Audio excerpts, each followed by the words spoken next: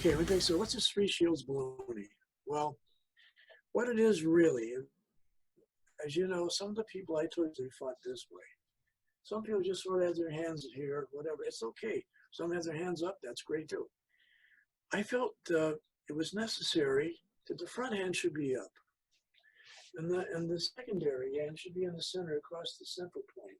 So you can do these blocks, elbows, and so on, and block with your knee. And to do a downward block in freestyle, it's my opinion, so don't kill me. I just wouldn't do a downward block in freestyle, honestly. You drop your lead hand. That's just not, well, anyway. So the three shields stayed here, and these had three geometrical lines, planes of protection. Your leg would be in this area here. Just imagine, we're back in the days of the Roman Empire. We have a shield on this arm. We have a shield on this arm. We have a shield on this front leg. So those three geo lines of protection give us some pretty nice position for defenses. And I like to have the hands up, but everybody has their own ideas and their own direction. So am I right and they're wrong, or vice versa? It's whatever you feel comfortable with, but I found it to be quite efficient. Connector is a small assembly ranging between 2 to maybe 6 moves each that are like when a boxer has hit the other boxer and he's kind of on the ropes, really starting to go out. He moves in quickly and does bada bada bada bada boom and finishes them off. Well, the connectors are the same kind of a situation, and but they can be stacked 1, 2, 3, or 3, 2, 1, or 1, whatever.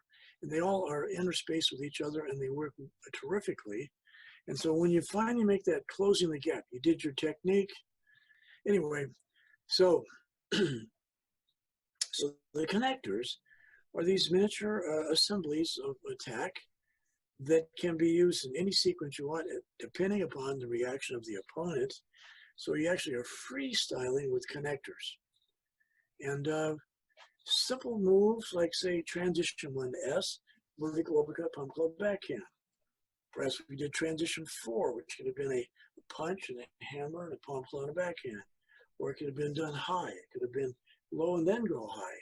So they all had a lot of functions. And so when you put those pieces together, you might have done, those are really right on target. You've closed the gap. And when you're on them, you better make sure it works and get it done. So I like that. So techniques are great.